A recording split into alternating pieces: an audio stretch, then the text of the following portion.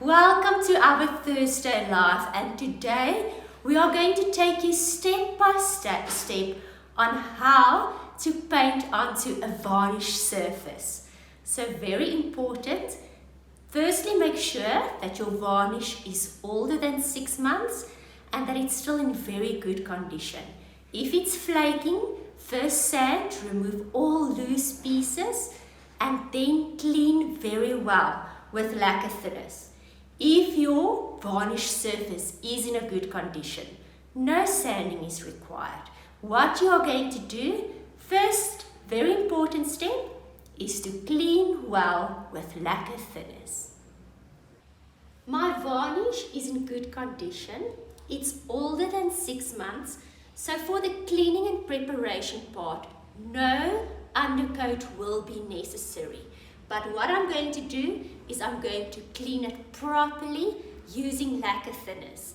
I have pre-cleaned it before, so for this video I'm not wearing gloves, but you should. So wear gloves, make sure there's enough ventilation in your space, and then what you do is you thoroughly wet your cloth with Power Fix's lacquer thinners.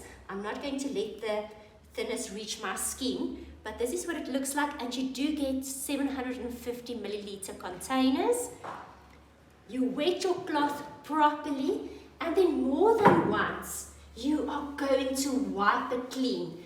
And the reason why we're doing it more than once is we all love furniture polishes, and we do want to remove any greasiness, any oiliness, any polish on the surface so that Tjhoko can grip.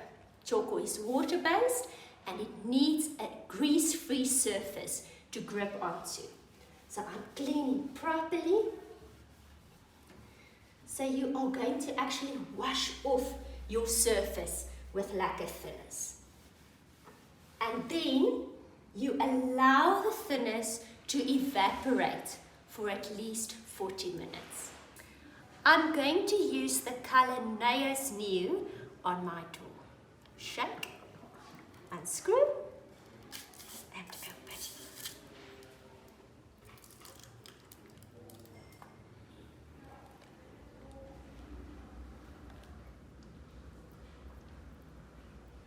For most surfaces, I make use of a paintbrush, smooth surfaces, a foam roller, and larger flat surfaces you can also use a mohair roller. But for this application, I'm going to make use of our Tjhoko Paint 38mm enzyme brush and 110mm foam roller. I'm going to start with my paintbrush and do all the cut lines, the areas where the foam roller cannot reach. If you are afraid that you will paint these areas, things that you don't want to paint, you can mask it off with masking tape before you start. I'm going to just start.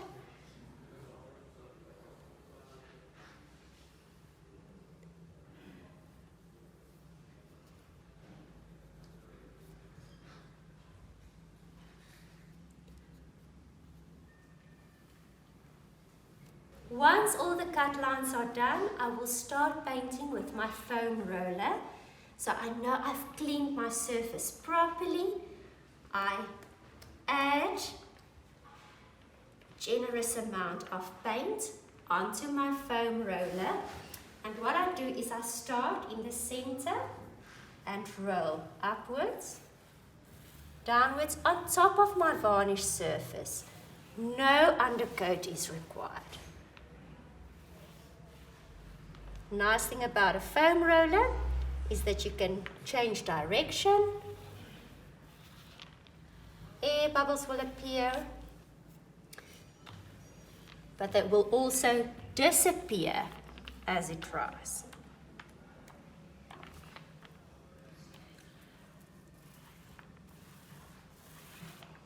My first coat is on. A first coat will never be perfect. When working with whites, yellows and reds, those pigments are very weak in general in the paint industry. So even more than 2 coats might be necessary, especially when working on a darker surface. I'm going to allow my first coat to dry, and then I'm going to start applying my second coat. Next, while I wait for this to dry, I'm going to share some tips when painting with yellows. I'm going to be adventurous in terms of color and pattern on this piece of furniture. When working with yellow, here is a nice tip of advice.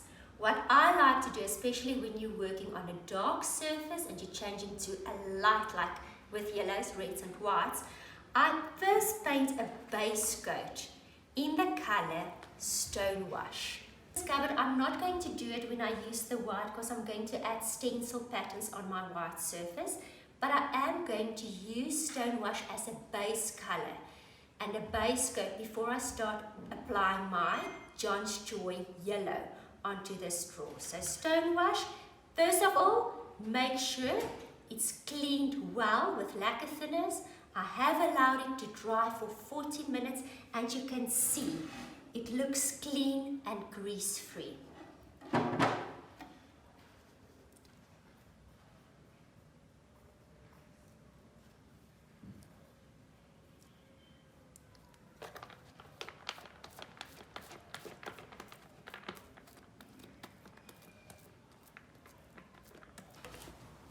Daar net jou mooi.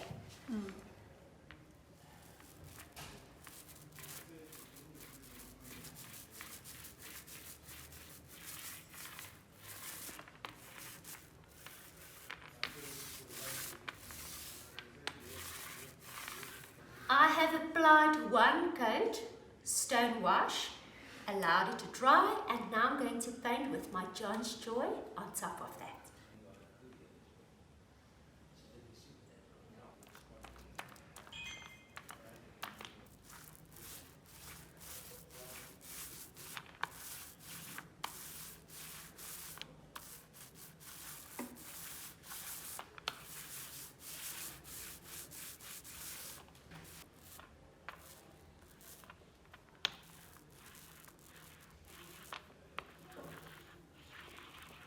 My first coat has been applied, and as you could see with the application, due to the quality of my foam roller, more air bubbles appear. But you just gently, don't press hard, gently roll on your surface until all the air bubbles is minimized and there's a very smooth application on the surface. I'll now allow for this door or this drawer to dry, and then I'll apply my second coat. More or less 40 minutes. It is a cloudy day today in Gauteng. On this drawer, I'm going to paint with white.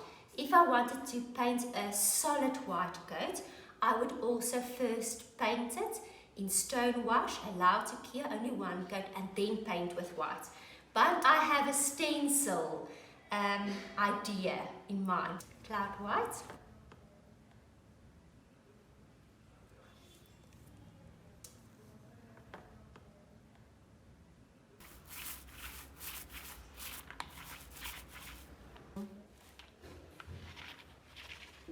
Very important, before applying your second coat, make sure that your first coat is properly dry. I'm now going to apply my second coats on all the surfaces, and then the rest of the fun will happen.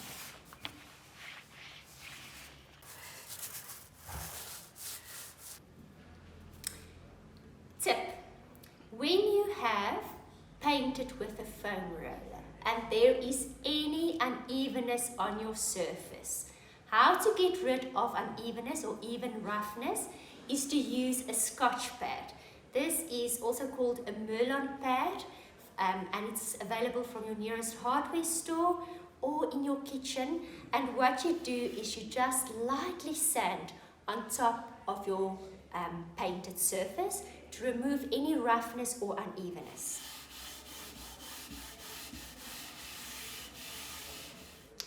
Next, I'm going to do some stencil work on my drawer, and the color I'm going to use, this is a very retro feel, the furniture piece, is matte black, and the stencil design I'm using is on our website, also available from your nearest stockist. It's called the MC23 Stripe 30. This is what it looks like. I'm going to secure it with some masking tape and then use a foam roller with very little paint and evenly roll on top. Let me show you how. I remove any excess paint that might be in my foam roller. The less paint, the greater the success.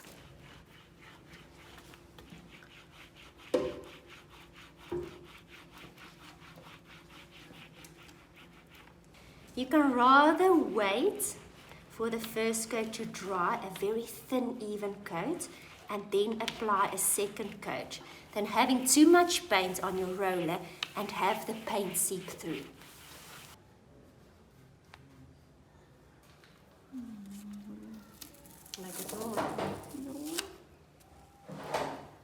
Now I'm placing my stencil back in position to make sure it's a perfect pattern repeat.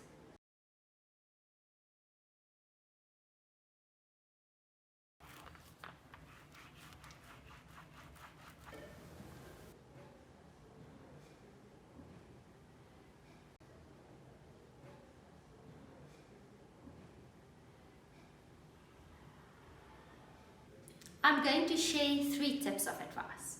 First of all, if there are any imperfections with your stencil work, use a 100 grit piece of sandpaper and just sand those on your entire stenciled area just to hide any imperfections, or you can touch up those areas with an artist brush.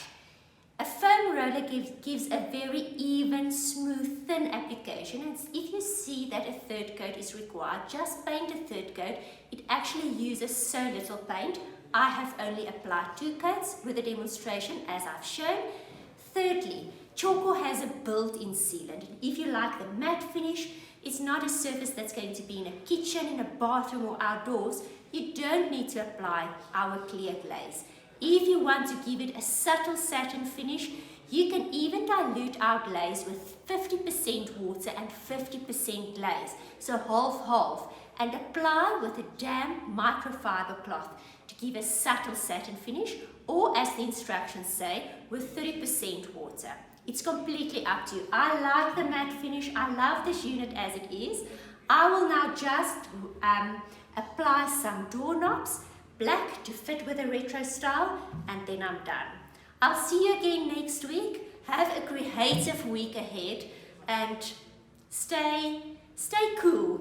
In Gauteng it's been quite warm, and I believe so in the Cape as well. I'll see you again next week. Bye.